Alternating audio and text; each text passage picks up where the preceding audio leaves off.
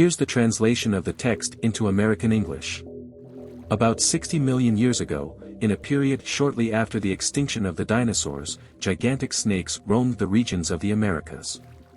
Among them, the Titanoboa stood out as a terrifying and colossal being, an ancestor of modern boas.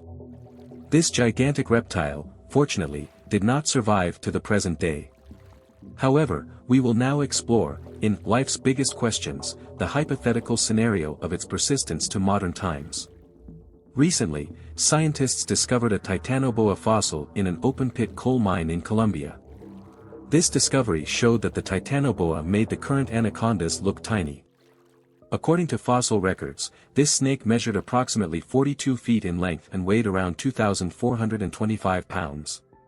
However, given the rarity of snake fossils, one cannot rule out the possibility that it could have been even larger. It's assumed that the Titanoboa's diet included large turtles and crocodilomorphs, which were basically impressively sized crocodiles. The Titanoboa's habitat was the first known neotropical forest, located in present-day Central and South America. But how did the Titanoboa reach such gigantic size?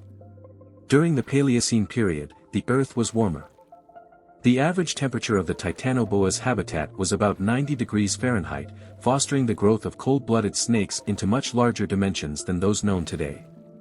Even today, it is observed that the farther from the equator, the smaller the size of ectothermic animals. Dominating as the supreme predator of the tropical forests, the Titanoboa was the largest snake that ever existed. It hunted by asphyxiation, coiling around and squeezing its prey to death. Once captured, there was no escape. Sharp, curved teeth guided the victim to the snake's stomach. The Titanoboa primarily inhabited aquatic areas and swamps. With the extinction of the Titanoboa in the early Miocene period, the threat disappeared. Now, let's imagine a scenario where this creature never went extinct. It would be restricted to warm climates, surviving only in tropical forests near the equator.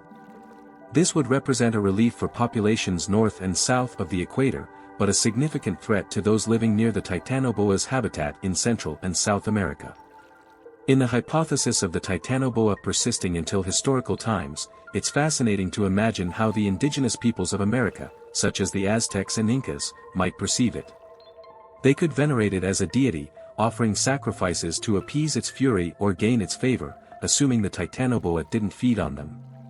Due to its aquatic hunting behavior, a survival strategy for local communities might be the construction of tree houses, thus avoiding the reach of the giant snake. In the contemporary era, the existence of the Titanoboa would certainly attract hunters, motivated by various reasons, including the possibility of consuming its meat, considered an exotic delicacy, and the sale of its skin for high values. Capturing a Titanoboa, however, would be a Herculean task.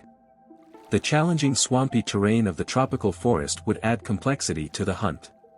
A potential technique to attract the Titanoboa would be the use of traps using crocodiles, its natural prey. After feeding, the snake would be more vulnerable, providing an ideal opportunity for capture. The real existence of the Titanoboa would inspire countless books and television programs, especially naturalist documentaries like those in the BBC's Planet Earth series, which would risk much to capture images of the creature. However, it's unlikely that the Titanoboa would be accommodated in zoos, due to its colossal size and specific dietary needs. The extinction of the Titanoboa is often attributed to global cooling. The size of a snake is directly related to the ambient temperature. Higher temperatures allow for larger dimensions, while cooling limits their growth. As the Earth cooled, the Titanoboa's metabolism did not adapt adequately, leading to its extinction.